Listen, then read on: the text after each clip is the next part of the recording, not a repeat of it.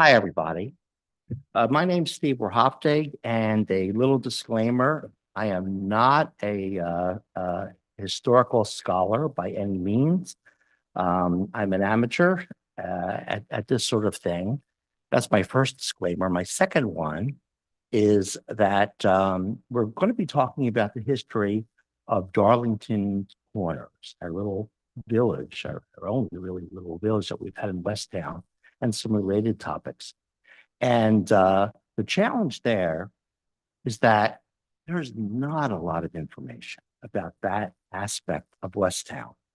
It's all over the place in the History Center, in the New York Times, in the Philadelphia Inquirer, in Delaware papers, and over at the county building, in bits and pieces. A lot of the information is contradictory. You'll see one date, and then you'll see something declare it was a different date. I even found that in our own published history book, I came up with a couple of errors that we have in there based on some updated information. So I would say that this is 88% pure. Not quite as good as Ivory soap, but I hope that you enjoy it. Okay. Today we're going to be talking about Darlington's Corners, and what we'll find out a little bit later on is that even the term Darlington's Corners is controversial, and there are historians out there who argue about what that name really should be and why that name even occurs. We have a well-known, what we call the Darlington Inn on the corner, Billy's Corner, down at 202 and Street Road, and we will find out that it actually should not be called Darlington Inn at this point. It's just that that's the name that of all the names the place has had, that's the one that we have decided to keep for now. But technically, that isn't the name. So Darlington's Corner is the name is over 100 years old. And I forgot my pointer, but I'll point with my finger. So as you can see in very old maps from the 1800s, it denotes where Darlington Corners is. And you can see on the map, it shows that Darlington Corners is in Westtown.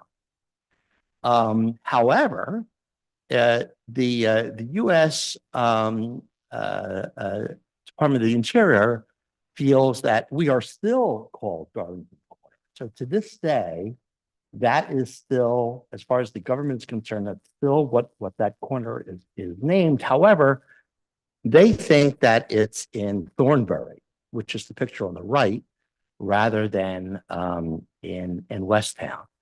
If you go to Zillow and say, I want a home in Darlington's Corners, it gives them to you. And it'll give you a list of pretty expensive homes. You can see there's one there for $1.8 million. So not too shabby for Darlington Corners, although if you actually look at the addresses, I think many of you might argue that that's not really what you would consider the Darlington's Corners. But in the old days, the notion of where Darlington's Corners was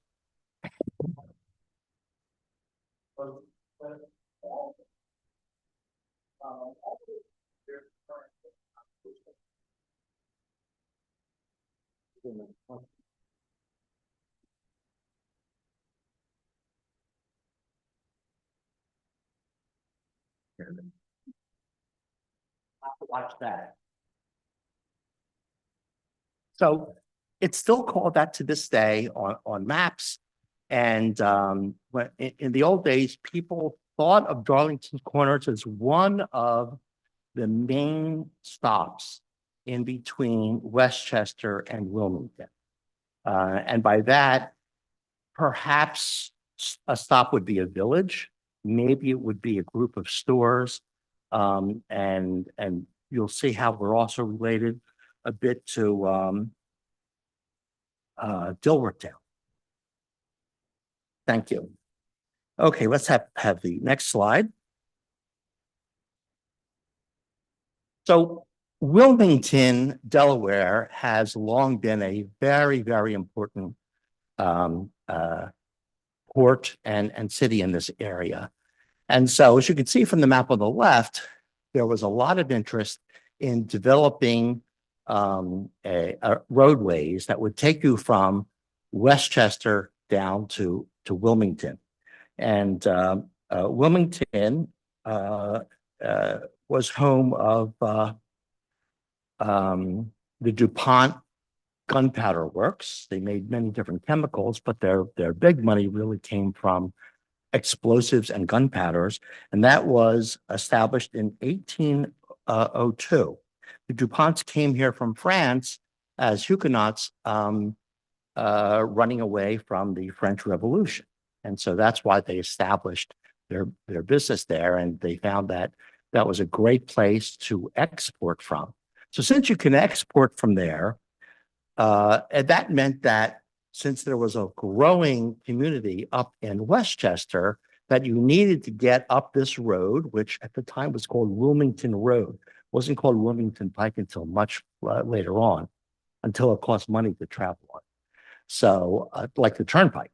So, along the Wilmington Road, some different communities began being established because, as you can imagine, in those days, that was a very long ride, and you needed a place to stop and have a drink, have something to eat, to buy stuff, etc. So the next slide shows one of the main stops just south of us, which was Dilworthtown. Dilworthtown is quite a bit older than Darlington's Corners. It was established around 1750. That's how old the Dilworthtown Inn is. And that photo is, I think, from around 1930. It's a very old photo. And it's quite well known because of its association with the Brandywine battlefield and the Brandywine battle. Good morning. And it when you talk to Americans about it, they say, oh, well, that was where Washington directed his retreat. You know, isn't all that notable, but that's what we say. If you talk to the British, they'll say, oh, yeah, that's where that's what the British, we took over that building, and that's where we put our prisoners until we were ready to transfer them, which is indeed what they did. Dilworthtown was was established by James Dilworth of the Dilworth family, and it was made up of several buildings that had all different kinds of businesses and restaurants and taverns associated with it, many of which are still here. One notable thing about Dilworthtown is that supposedly Dilworthtown, good morning, Dilworthtown had the very first pear tree anywhere in the counties here. The pear tree, for some reason, was loved and was notable, and was often decorated with blue glass, which was a very popular kind of decoration in those days. Because of the blue glass hanging from the pear tree, we got the Blue Pear Inn. That's why that received that name. And many of you probably know that that has recently reopened as the Pear. So once again, we have a little place out there. Unfortunately, the Dilworthtown Inn, which at one time was notable as having one of the finest collections of wine on the East Coast of the United States. But it had fallen into disuse, disrepair, perhaps related to taxes being owed and things like that. So there are many reports all the time of it coming back, but we'll have to wait and see.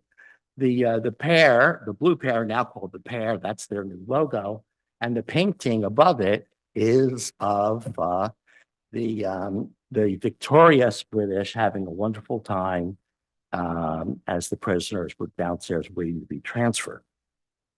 Okay, next. So this is an image of current Darlington's Crossroads. You can see on the upper left, that's where the Darlington Inn is. That's Quabilly Farm. Across the street, just south of it, is where currently the CVS pharmacy is. Across from that is the Lukoil gas station and that very old building, which is the Britton House. And then back up to where we currently have the Amish market. And what's interesting about that to me is that that corner and the corner just south of it had been key local markets forever, for well over 100 years. One market or another existed there in all kinds of forms. And for whatever reason, that we never let go of that. Westtown always wanted to have a place to go and buy our vegetables and milk and stuff locally, and that remains the case to this day. But over time, the people who made big investments in Darlington's Corners moved their businesses all over the place. You can see in the history that it was almost like a little checkerboard for them, which is, well, this blacksmith shop is getting too big. I need to put a factory in that building. I'm going to put it across the street because what's the difference? And to them, Thornbury, townships meant nothing to them. They're rich guys doing this business. I'm just going to move things back and forth. And that's why they felt that well, you'll find out that somebody who felt it should be called Darlington's Corners decided the whole thing could be called that way. Next slide. Shows, let me see if okay. So this is the history of that inn that's on the corner there that will soon be owned by your township, by Westtown Township. It began as a log cabin, and as a log cabin, it became a tavern. It was built as a tavern and went through two different names. One was the sign of Count Pulaski, who was known as an imported heroic general of the Revolutionary War, and then the sign of the King of Prussia. So all over the place, we hear about the King of Prussia. King of Prussia was Frederick the Great, who signed the Treaty of Commerce with the United States. And the reason why Americans loved the King of Prussia is because he was the first notable foreigner of power to recognize America. So by signing that treaty, he was saying, yeah, that's a country, and I'm going to sign an agreement with that country and treat them as if they are an actual country. And so many Americans felt that was so important to finally be recognized by someone other than France that we named things after them all over the place. As you can see, over the years, it changed to it got built as a serpentine building. There from 1930, you can see they're using that green stone that came out of the quarry over on New Street, and it once had a little porch on it. And at that point, it was called the Darlington Tavern.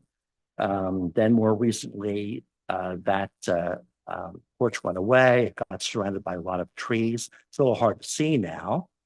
You could also see from the names of the place, it went from Darlington's Tavern to Westtown Inn to Darlington's Corner Hotel, because at one point we'll find a little later on, it lost its liquor license, and kind of the whole township lost its liquor license, and we'll find out why that happened. And then in 1908, the owners decided to turn it into a private residence, and to this day, it is a rented private residence.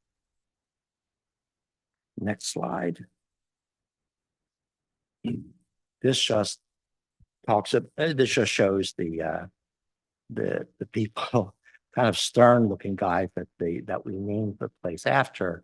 And The inn itself doesn't look that different today than it did back in 1930, or even very different from the 1800s. Next slide. So the reason why that was an ideal place for the inn is that in the early 1800s, there was a great deal of business transferring sheep and cattle from the Lancaster area to Philadelphia. And in order to do that, you couldn't do that in a day. You had to take several days to do it. And you got a business. Your business was being on the road.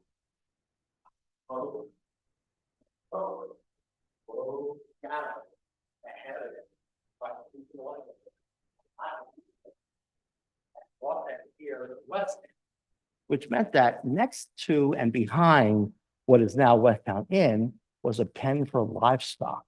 Because when you went and rented your room, you also had to rent space for your livestock to sit out there so that next morning you can get them and take them into Philadelphia. That's an 1800s painting of what an inn might have looked like. And obviously, home brewed ales was a very big part.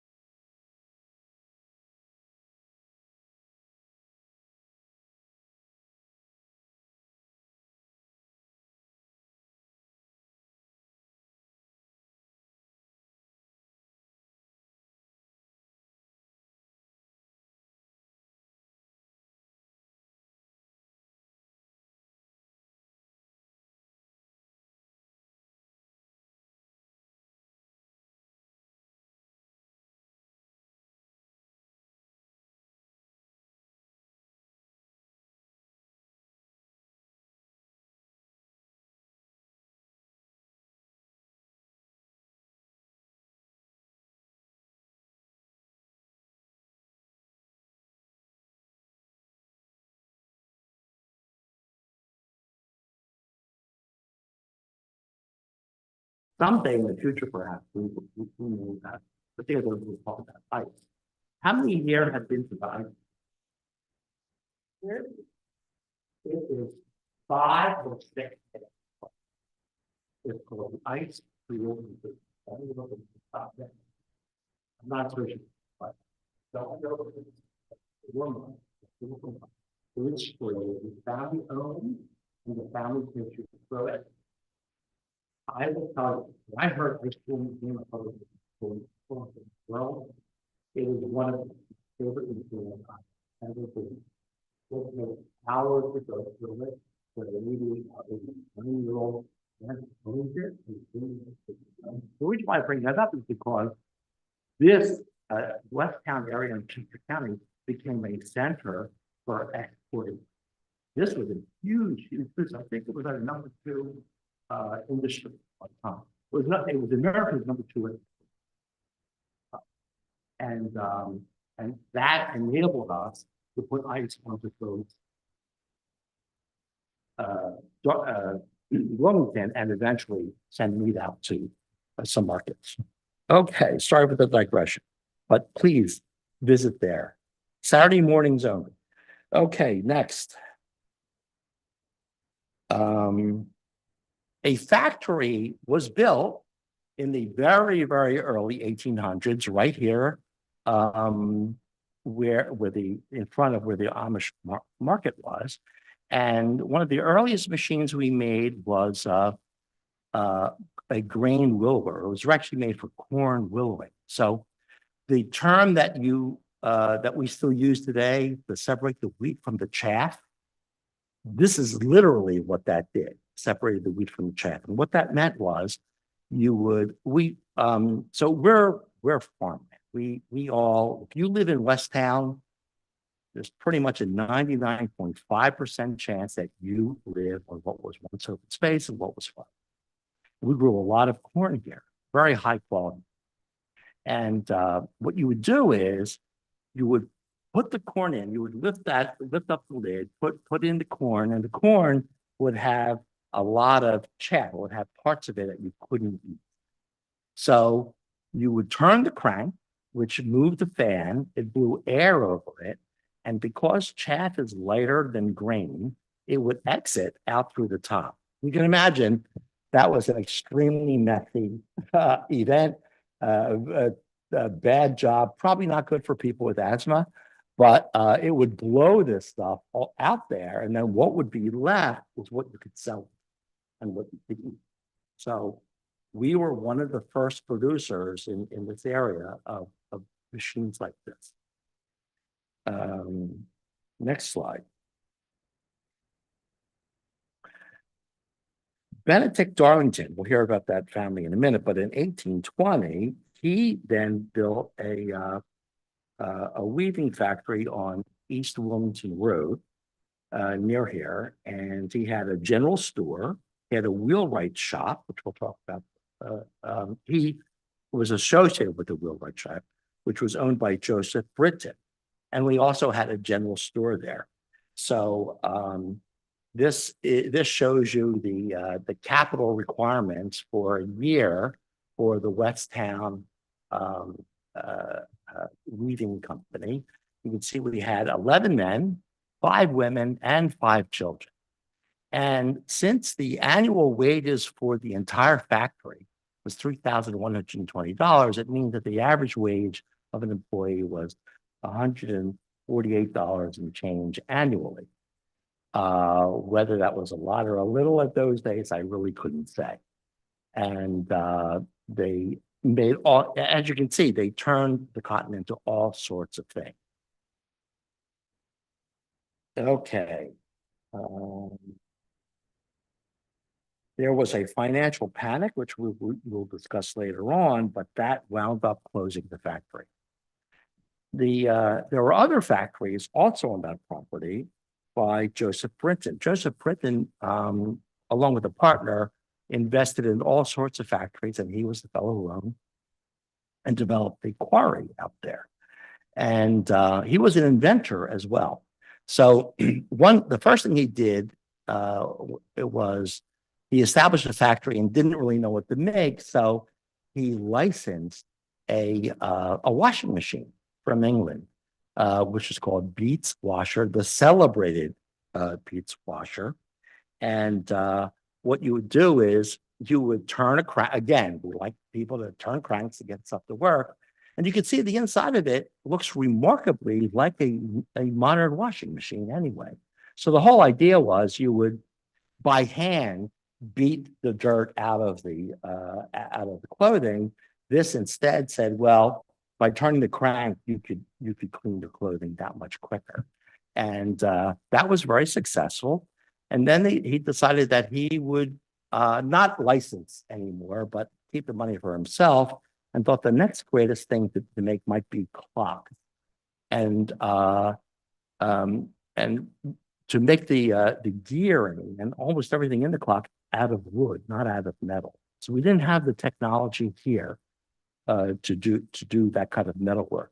There's a little bit of it in New England and a lot of it in Europe. So what he did was Britain hired 3 clockworker makers from Connecticut, brought them to Westtown to build clocks here, and made a business out of selling clocks. Next slide. Near the factory then was a general store. So this was our first general store. Somebody could actually go in and get all kinds of different things. And these are examples of the kind of stuff they would sell. They would sell liquor, very popular, as you can imagine down here, shoes and clothing. It was very easy to buy gunpowder because explosives and gunpowder were made right down Wilmington Road in Wilmington. And so there are some images of some of the explosives that were commonly used, and they would be used locally, obviously for guns, for hunting, but they were also used for getting rid of some of the massive rocks that we're kind of famous for having here. But Jeff, good morning. Come on in.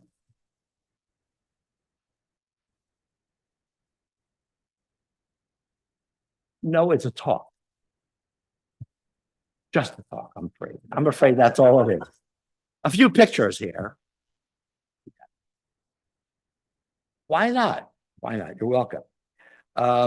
What we here are, I looked up what was sold there at that time. What were the most popular foods to buy in these taverns? And these are two things that I thought were pretty interesting. One was called jumble cookies.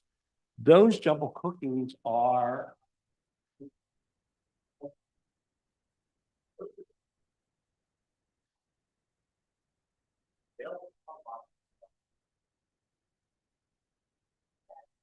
all cookies there, not sweet. Back then,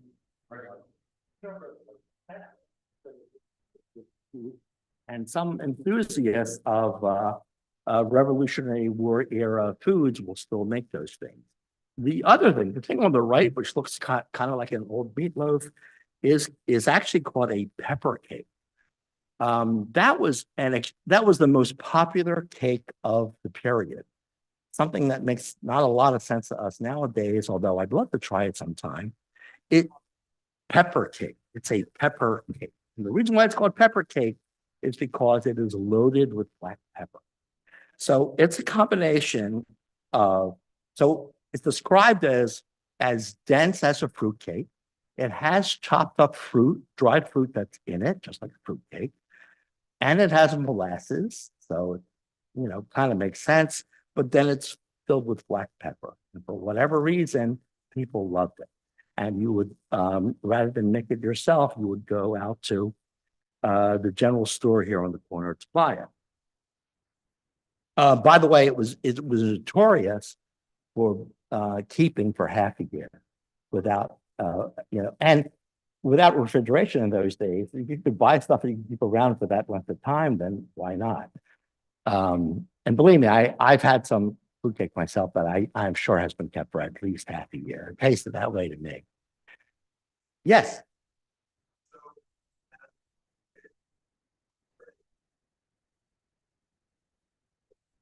Uh,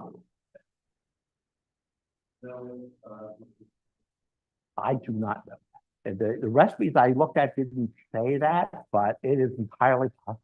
It kind of makes sense to me. I think it makes sense. Okay, Darlington. Who are they? Where'd they come from? So the Darlington family immigrated from England, uh, and they had so the research. I love the research on this family in here in Westtown. It says Thomas and Mary. I'm sorry, the Abraham and Susanna had at least 14 children. They all say that at least 14 children. So they don't know exactly how many they had, but we know there were at least 14. Here's a list of the ones that we know about. And then on the next slide,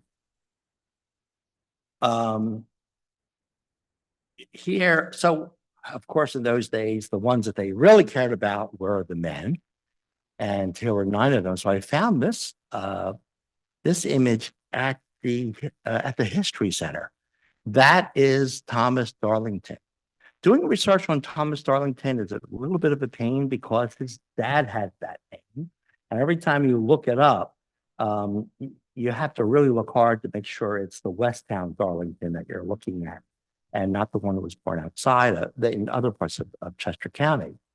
The Darlington family became very wealthy and very powerful. And anyone who lives around here knows that by traveling around up to Westchester or anywhere else, there's Darlington Road. There's Darlington Road right up here, right on 202.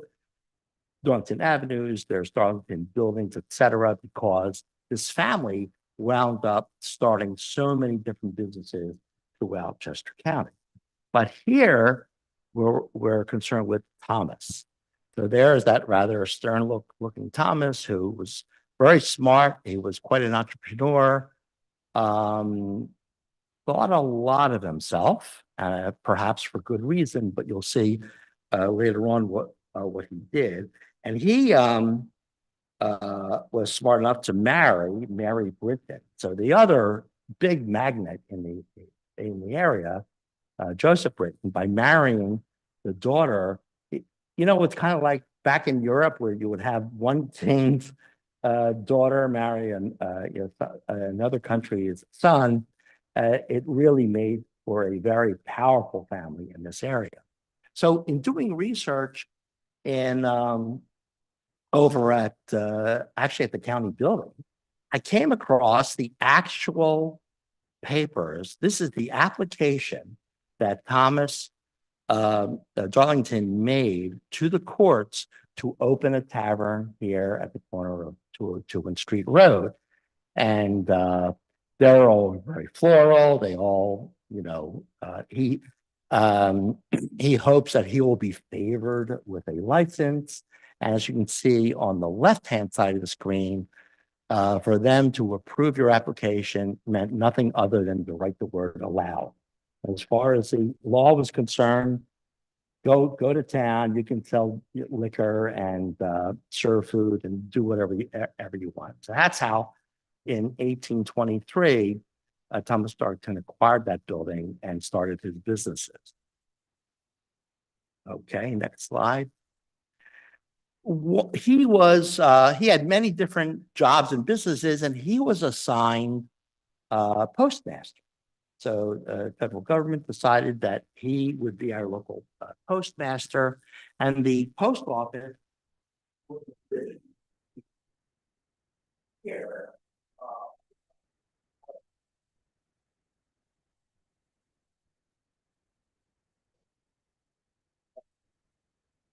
Now, he decided to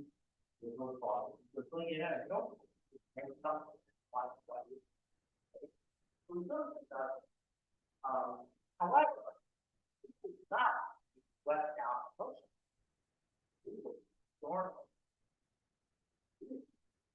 I'm going to go to here. I believe that the Dorno was on border side. Now, what we call Westtown Township. We had that problem. So we are in the very notable finish having short break for football. But instead, the Westtown football. What is? It's something I find endlessly amusing. Thomas Stevens was one of the postmasters at one time. So next slide. This shows, okay, so this is something it's amazing, the records that we keep over at the county building. And this shows that at one point later on, after Darlington didn't own the tavern anymore, other people would apply the same way. You would write that piece of paper and can I become the guy to sell booze? And somebody was turned down in Westtown because he was declared a lunatic.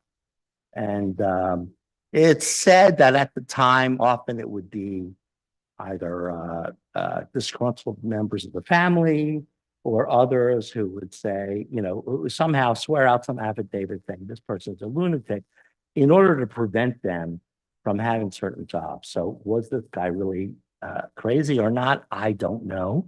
But there, as you can see, we have entire files of these people that, and we group together lunatic and habitual drunkards because, after temperance came along here, we were a very strong temperance area, Quaker background, that became a popular thing here. Interesting enough, by the way, the Darlington family had a Quaker background. They had a very strong Quaker background. And when they came here, they were attracted to this area because of our that's where Quakers came from. We had the Quaker school, which we still have, but some of the sons kind of drifted away from that because they were a little bit more interested in money.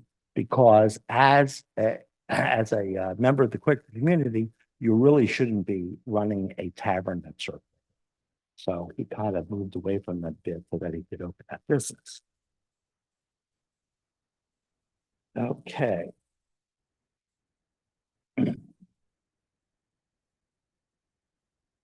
Yes, Woodward, 1867, pretty late, was refused the license as he is declared.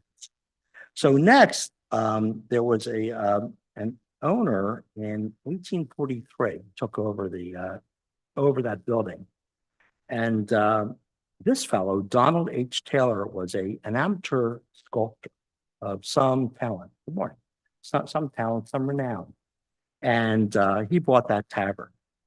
He was a very strong member of the Whig Party, which at the time was one of our two major parties. There was the Democratic Party and the Whig Party.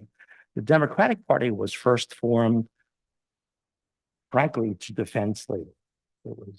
It existed only mostly to defend state rights and to promote slavery. And the Whigs were both abolitionists, they were against slavery, but they were also against expansion. So one of their key elements was they felt that America was big enough and that we shouldn't be involved with anything overseas, and that we should stop moving west and just worry about where we were now and not start buying more of the United States and taking over that land. And so this is so that building became the Whig headquarters for this area, which later evolved into the Republican Party. And at the time, Henry Clay, who is seen there, was their big hero. There was an associated club called the Garfield and Arthur Club. And there were 50 members who would attend regularly over at that building. The sculptor, David H. Taylor, so admired Henry Clay that he carved Henry Clay's image in the side of that building.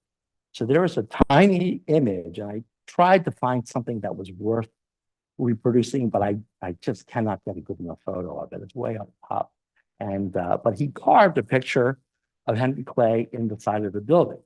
Later, when the Whigs turned into Republicans,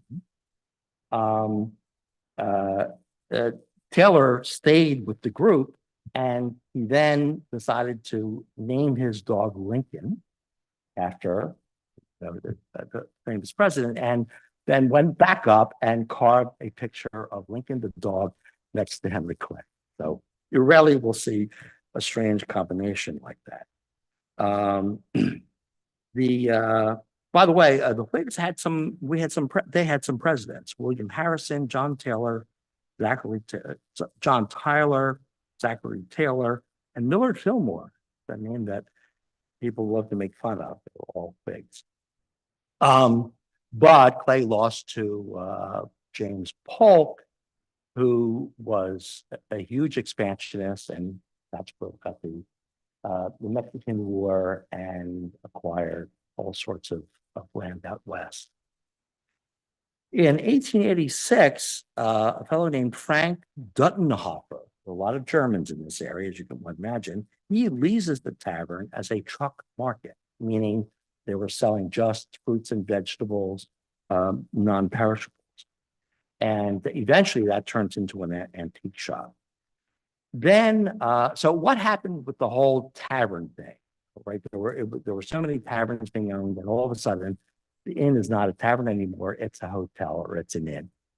And the reason for that is that Chester County was one of the strongest temperance areas on the East Coast. So you can imagine the Quakers had something to do with it, but also in Westchester, there was a huge temperance league, the Chester County Temperance Society, one of the earliest, dating from the 1820s. That's Mary Ingram Still. She's from Westchester. She was born a Quaker. Her ancestors served in the Revolution, so she had a very good resume. She was an advocate of suffrage as well. So she was a big wheel in the suffrage and the temperance movement. And in 1889 to 90 was an officer of the Temperance League. From 1854 to 80, there were 14 different proprietors of the inn. And in 1881, the owner, John Noble, decided he would refuse to sell liquor forevermore. And it was bad for us. We shouldn't have it. The store shouldn't be selling it to people. And that was the end of that. And so that's how it turned just into first an inn and then to different kind of retail stores. For a long time, that building was an antique, sold antiques. Some people didn't call them antiques, but the people who sold them called them antiques. Okay, next slide. Believe it or not, if anyone here is familiar with the Westtown train station, which is now, you know, where a wonderful artisan works and does all kinds of great stuff. But believe it or not, I found this, I don't know where I found it, somewhere, but that's the Westtown train station. So that's 1858. Originally it was called the Street Road Station. That's where it was on. Eventually we wound up calling it the Westtown Station because it served Westtown.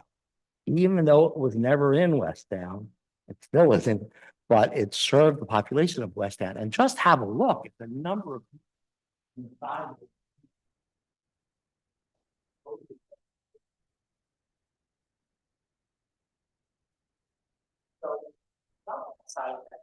That's what country station does so well.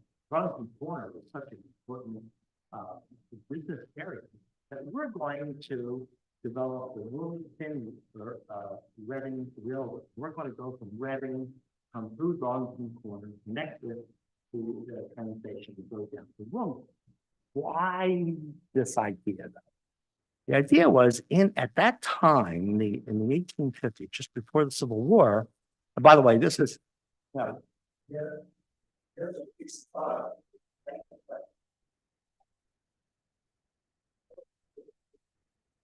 but at that time in Europe, especially in England and here, people were so enthralled with the possibility of getting somewhere in a couple hours, in a couple days, that railroads were the way to go. And that's when, of course, we were building the Intercontinental, the Continental Railway.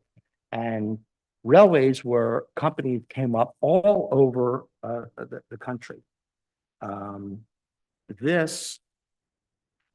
think this company was formed to raise $60,000. That's a picture of the certificate that you would raise money. You'd raise a $50 certificate so that you would be part owner of this railroad, which would make you a multimillionaire in no time. So there are people all over the country and in Europe selling people on all these railroads.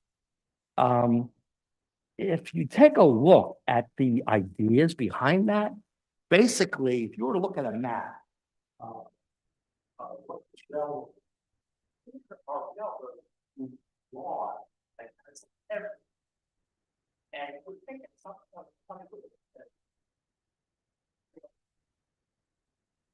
that there are codes about but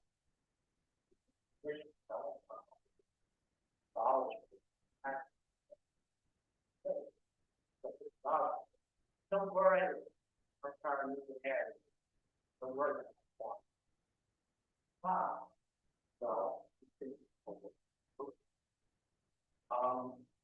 Turned out long term, it was not a good idea to buy that $50 certificate. Because of what happened. Let's see.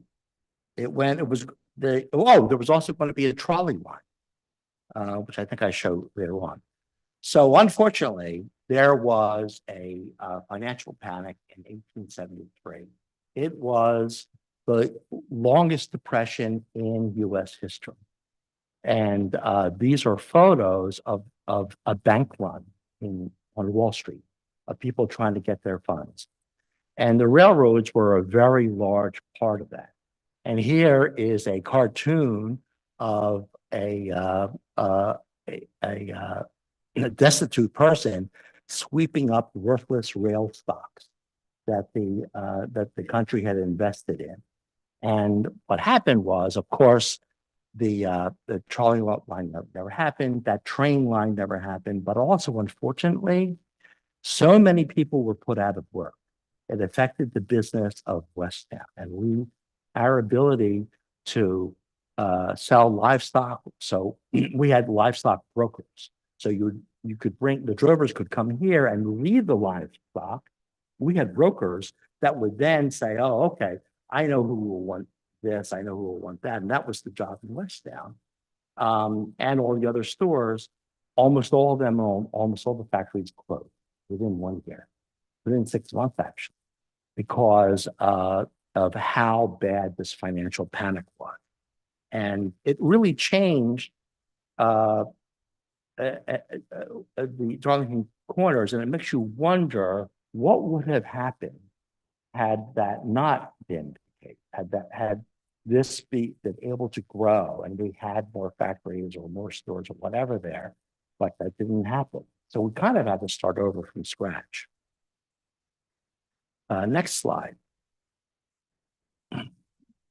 This was the trolley that was planned, and these were the trolley stops. You can see, and that is the actual trolley that ran along the center of Westchester Pike, Route 3. So that ran up the middle. Dave was the expert on that. And they decided that the trolley had been doing so well before that financial panic.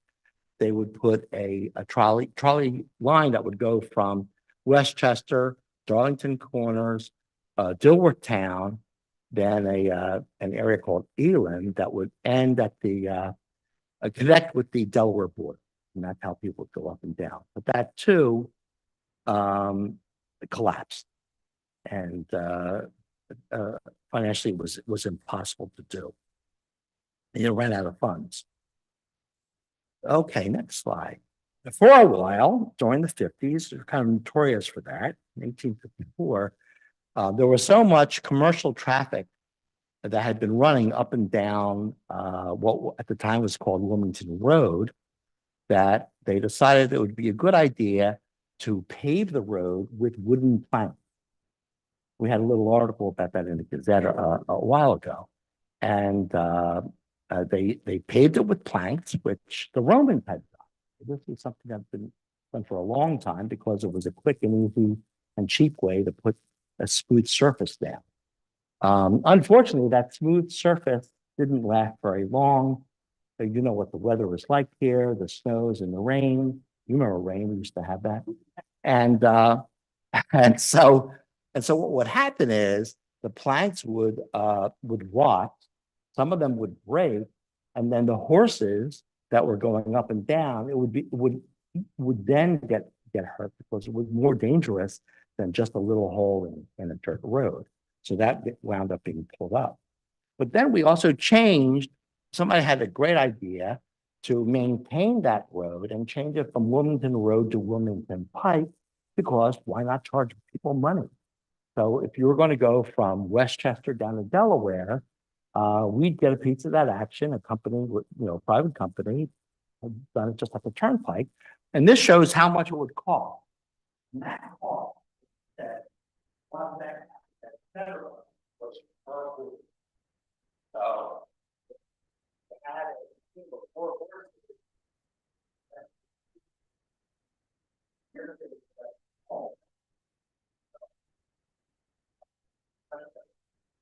Was where the money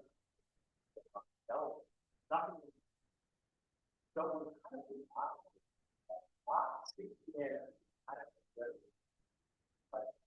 Don't worry,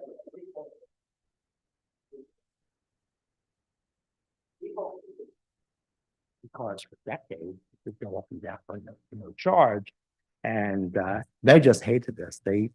People would go up and in the middle of the night and push the toll booth, the station over. The guy couldn't go in and collect his money. And but that's now we still call it Wilmington Pike. So we eventually had to put someone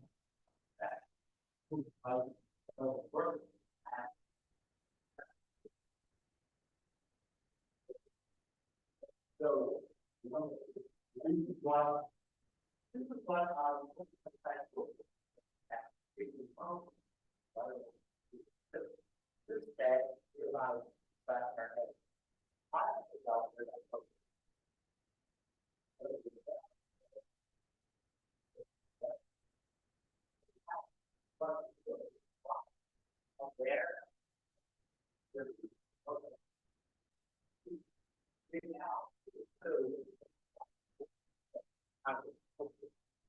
but eventually it would be.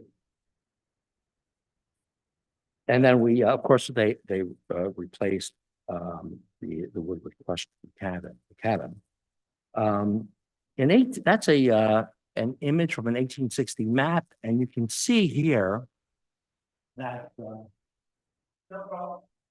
now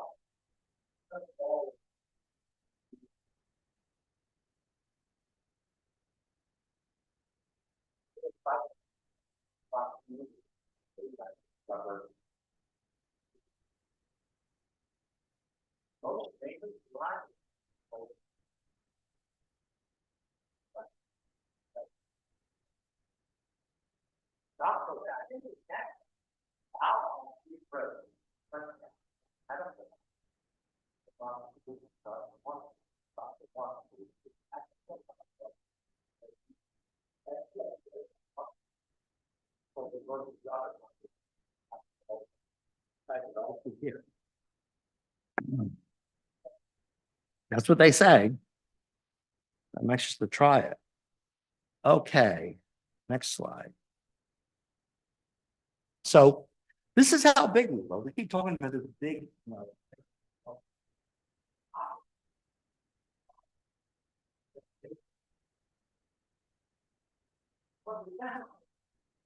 This is not the part.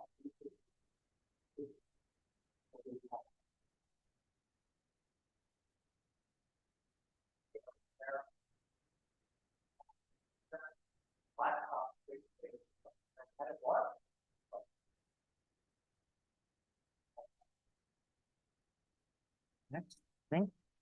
Next slide. Okay, here's Joseph Brinton. In 1879, a stonemason who worked at the quarry, his name was William Coburn, built a serpentine house on Wilmington Road, which is still here, right? No, that's one. Okay. It was a gorgeous example of serpentine stone. And Darwin Highfield builds a blacksmith shop with 2 forges on the east side. So on the east side of Street Road, this fellow Darwin Highfield, which we'll talk about for a minute, builds a very large blacksmith shop, 2 forges and 5 employees. That's how important that was there. The association with the quarry was very important. Obviously, you could drive all over the area here and see this gorgeous green serpentine stone, called serpentine because when you put your hand on it, it feels like the skin of the sea. And it's unusual. It's only quarried in very few places in the United States. And turns out long term is not the very best building material. Does not hold up that well to corrosive elements. but we still have wonderful examples of it here. In 1891, Britain asked Highfield to move. So Britain lives in this house, which still is here, and rented part of the house to this fellow, Darwin Highfield, who wanted to be a blacksmith. He had a blacksmith shop next to it. So that big open space that you see there, there was a big blacksmith in this shop. There was a large building, and half of it was a shop, half of it was a factory. The factory starts doing so well in his various enterprises, including farm implements, that Britain said, "You got to move out of here. I need to enlarge my factory." So Darwin moves across the street, where next to where the inn was, builds a new blacksmith shop, and the factory then is doubles its size to make farm implements. And our first reported crime occurs in the new blacksmith shop. His shop is burgled and people steal his tools. And that's the first crime report that I can find in Westtown to this day. Next slide. Okay, Joseph Britton, as I said earlier, invented stuff. He invented a type of corn cultivator. It was called the Joseph Britton celebrated corn cultivator, and he patented it around 1880. This is his patent drawing that he had drawn, and it represented a key innovation in American agricultural technology. The cultivator was one of the earliest examples of what would later evolve into the modern row crop cultivator. The machine was lightweight. It had adjustable elements that could adapt to varying soil conditions and row widths, which made it particularly practical for small to medium-sized farms.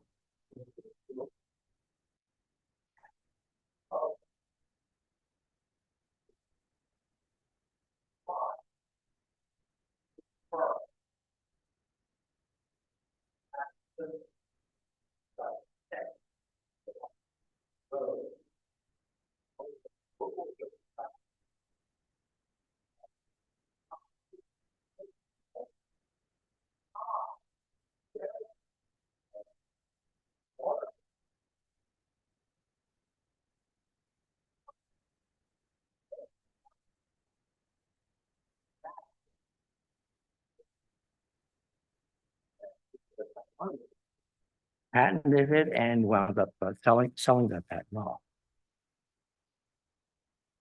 Okay, next.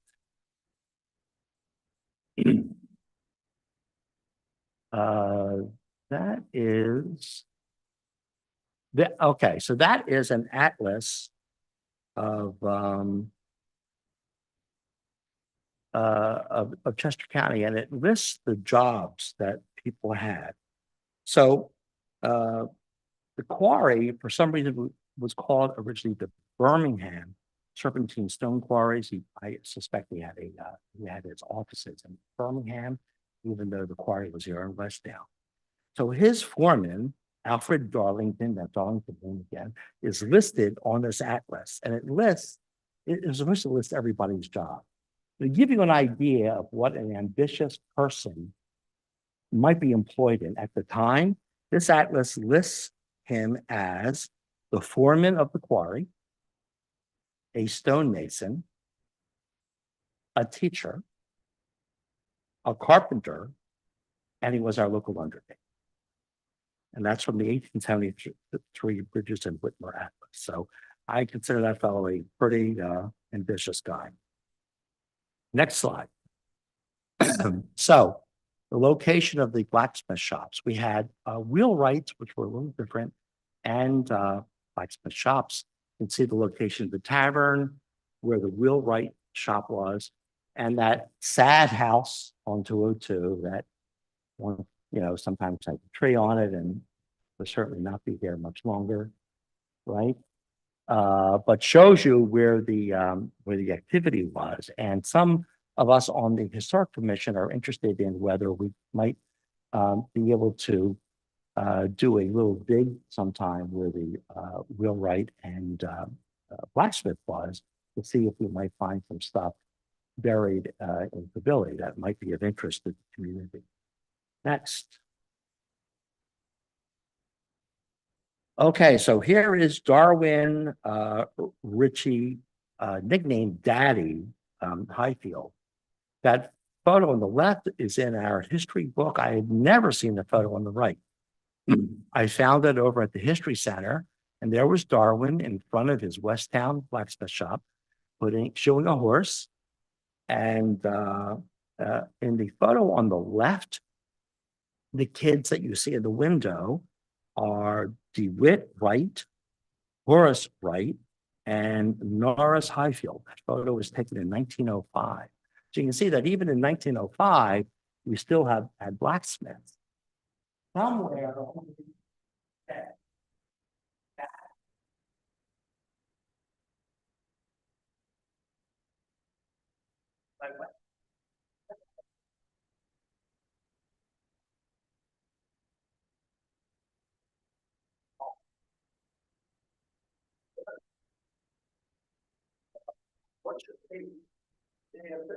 if Darwin's anvil is up there somewhere, we don't know exactly where it is.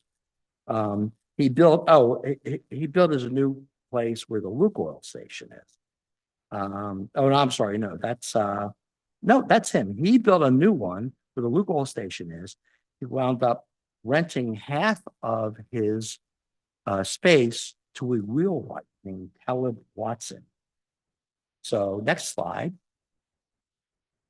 Talk about wheelwrights. So wheelwright differed from a blacksmith. The blacksmith obviously worked and formed tools, but wheelwrights were extremely important in the late 1800s, mid to late 1800s, and even into the 1900s, because these were people who were expert in creating wheels for your wagon, which broke often enough and were pretty expensive.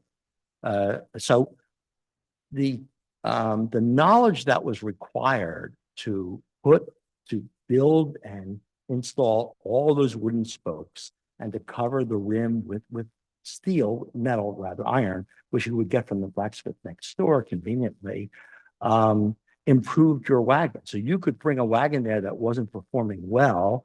I want to be able to get to Wilmington or Philadelphia quicker, and they would be able to accommodate you. So we had two wheelwrights right here in Darlington Corner. Next slide. Believe it or not, this is from the American Republican, it's a popular paper in late 1800s. There was a write-up of the fox hunt from Darlington Corners. And you can see what happened to that, unfortunately, to that fox who wound up getting into Westchester and into somebody's kitchen. That's the big Catholic school that's there on right there in Westchester. And that is a photo of a Westchester fox hunt. So we were sort of coming up in the world financially, and this was a popular area to have fox hunts. And you can imagine what 202 or Wilmington Pike was like at the time when you could run up 202 chasing a fox. And that's exactly which I found pretty fascinating. Okay, so in the tradition of the farm markets, one of the longest running stores at Darlington Corners was the Bartram store, called Bartram's Corners. When no one knows exactly when it opened. They think it was around 1928, but it might have been 1932. What was around 1930 on the southwest corner where the CVS is.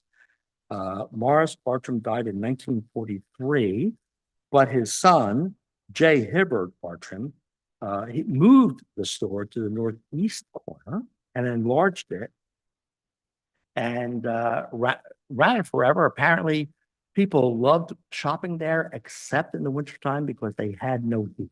They never put heat in the building. And people found it inconvenient. Eventually, it burned down somehow. I don't know how without heat. Something must be smoking. But you can see it's one of the areas.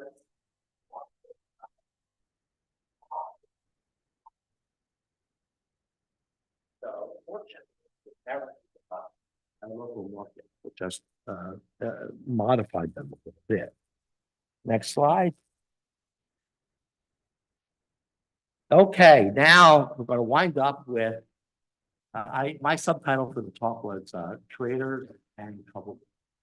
We're going to wind up in doing research. I was a little shocked at the stuff that I found. And some of this is coming from local papers, some of it even published. And again, once again,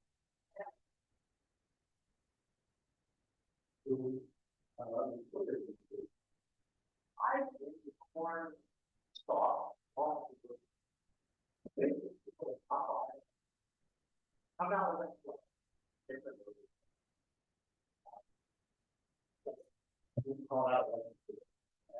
exactly what was going on with her, but the Daily Village Record reported that Ann Easter, known as a mad woman, a local Westtown mad woman, attacked people at Darlington.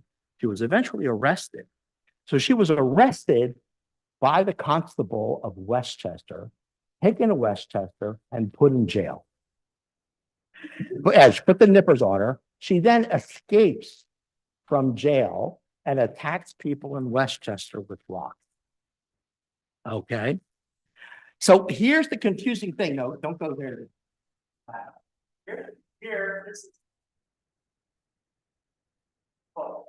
that time during another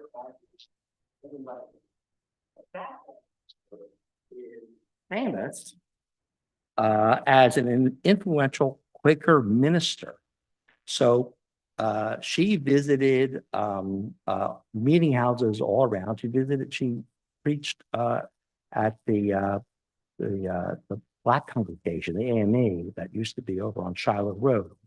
It's gone now, but she was famous as an abolitionist.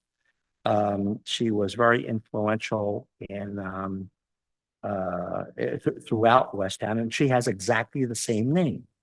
So when you do research on her, and I'm looking up this mad woman, Ann Easter, but then she's talking at churches, you can imagine how difficult that was in the beginning to figure out who was what. And so I had AI draw a picture of her because I didn't know how else to. And Chat GPT did a pretty good job.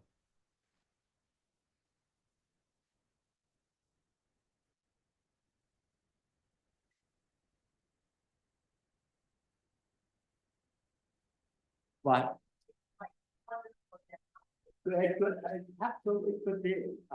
And you can see when you look at these old newspaper accounts, there's no TV, they didn't have radio, so these things get to be very, very, very kind of a little easier, and honestly, sometimes it's a shock. So now we move to Westtown. This actually prompted a book. So on October 10th, 1900, farmer John Sharpless, that's the name that you hear all the time. There's Sharpless, there's Sharpless Works, Sharpless Streets. By the way, Sharpless is a mispronunciation and a misspelling of the name Sharple, who came over from England, a very wealthy, important family. We corrupted it the same way as we do the Pennsylvania Dutch and everything else, and turned it the name Sharpless. So on October 10th, 1900, farmer John Sharpless was murdered. He was descended from the English Sharpless family, he was wealthy, and he was well known, one of the wealthiest farmers in the Westtown area. He was murdered in his barn, his head crushed by a heavy object. No motive was established, and the crime remains unsolved to this day. The murder was notorious and reported in the New York Times. The New York Times picks up the full side. Unbelievable.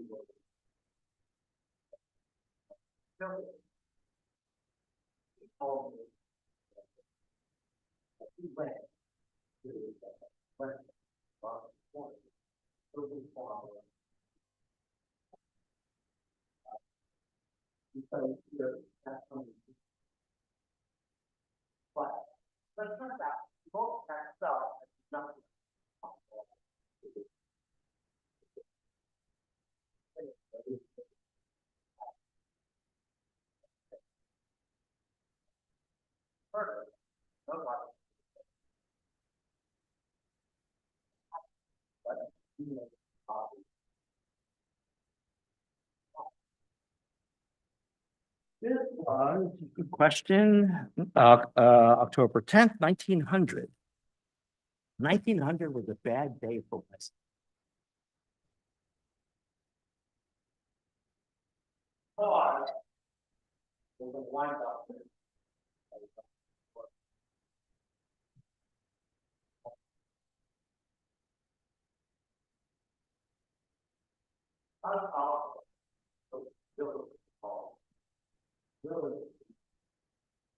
Um, This is the murder that historians tend to know more about on May 23rd, 1900, at the Minshaw Sharpless Farm. So Sharpless comes together and it comes up. Sarah Morrison, wife of William, was murdered. At about 4 p.m., she was discovered by the farmer's father, James, who called him in from the field. So James was 80 years old, and in the newspaper reports, and the newspaper reports are enormous. This was such a notorious story. It hit the Inquirer, got everybody all excited about it. It's kind of like the O.J. Simpson of the time. Like everybody would know what was going on. It's murder. And the 80-year-old father went to Britain Forum about 1 or 2 o'clock in the afternoon. One report said he went there to believe really bad. Later in the day, another article, he's changed his tune and said, I went there to go fishing. I didn't want to go fishing. And so who knows? Some of this stuff started. So a woman was discovered in her home in a pool of blood. And all around the room, the room was described as having the furniture all disheveled. But upon investigation, the constable said, well, the furniture was all neatly stacked up, and she had some brooms and mops, and she was really cleaning the house. So nobody was doing, and why would you come and murder somebody and move all the furniture all over the place? That doesn't make any sense. The other problem is that nothing was gone. She was not molested. Nothing was stolen. She was just killed. The reports are very strange. People say that there were people walking by who said that this area, in this farm, there's a section called Woodward's Hollow on the property. I can't find it myself. I'm sure if we do a little research, we can find it. It was right off of Wilmington Pike. So by then it was called the Pike. And it was said that the furniture was in disarray and that a club was found beside her. There are other reports that say that was not the case and that there was some like fireplace implement that was found. With investigation, a hired hand said that they heard her yell at 2 p.m. They heard her screaming, "Get out of here." And they said they thought chickens or a dog had gotten into the house while she was cleaning and she was chasing them out. Um, Other people in Westtown said that they had seen some three quote unquote suspicious looking tramps prowling earlier. You can see when you how colorful the newspapers were. Tramps were here and they must have been prowling the area. You can't be unknown to Westtown and go for a walk. You're prowling, all right? And then of course we called them hobos. They said that at the time. We had hobos. Um, and they actually found these guys in Philadelphia. They arrested them. But there was no evidence to prove that they had done it. And also without any theft or molestation, why would they have done it anyway? They then arrested the father because he found her. So nobody else has been around. So he must have done it. Why? I don't know, but the public will feel better if we arrest them. So they do. There's no evidence. I mean, there's no fish at the quarry that could prove that he was there, but they couldn't keep him, so they had to let him go too. So even though there were warrants sworn out for various people, nothing could happen. So notorious was this crime. Next slide. This will show where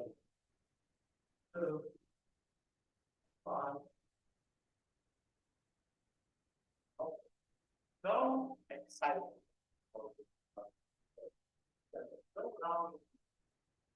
Hi. What's the one page with two holes? While it was happening for it.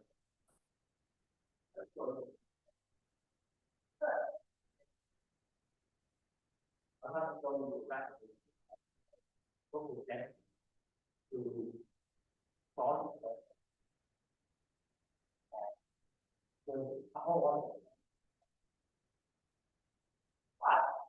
here, this is why it's on one thing. And the paper problem higher. See, there is this big deal out. He sure already.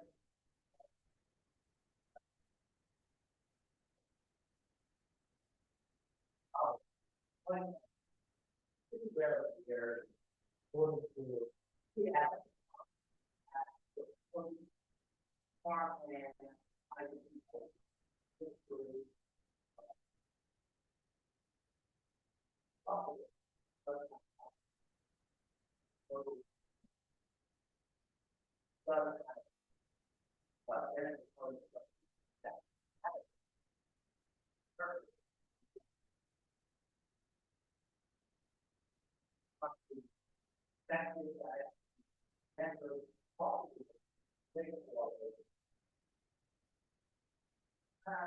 not that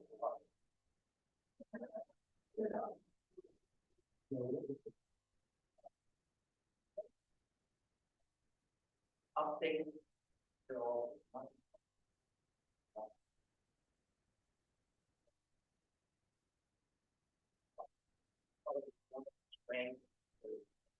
that happens here in Westtown. And so that's our little story of Darlington School. Thanks for coming. I hope you enjoyed it.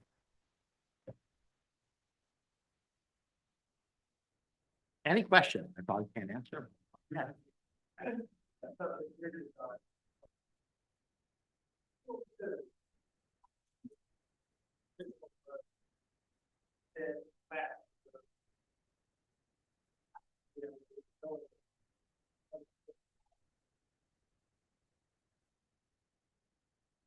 Most of it shows that it was here because remember, New Street existed during the Revolution, and there's been speculation that the British troops walked along it. I mean, that's not speculation. Speculation that it went walked on the building, but it's possible in those photos you saw when they straightened it out, it's very possible that they moved it west to do that, but, looks like it, at least from Revolutionary days, it was pretty much here.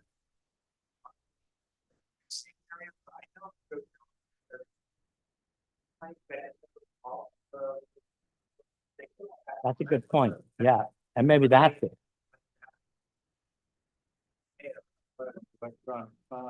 Right, right. That, and that absolutely could be. It burned down in,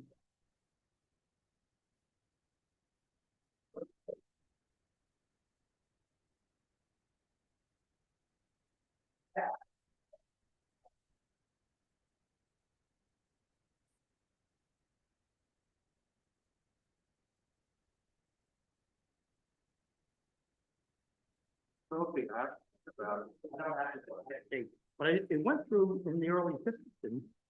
The Acme was built in 1990. So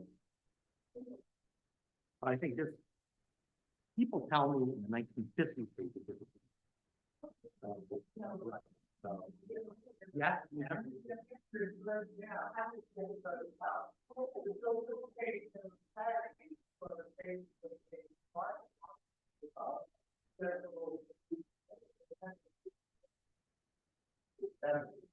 Then you burned down.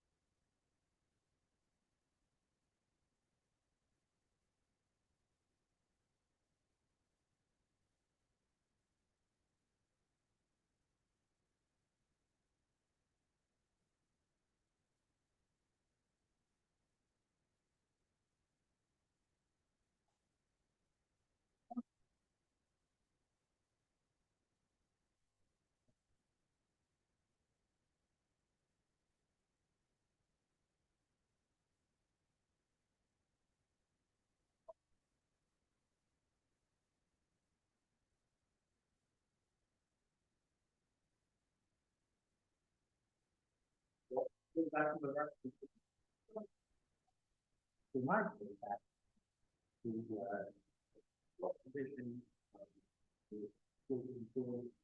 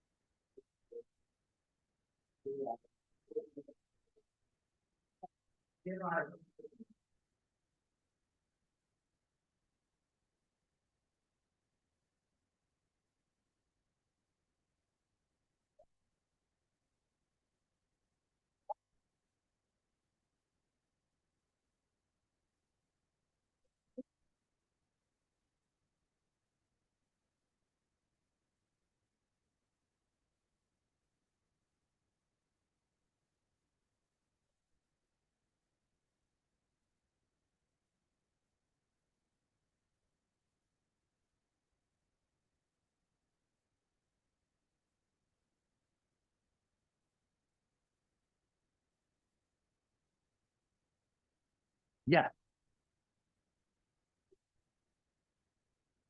Wonderful.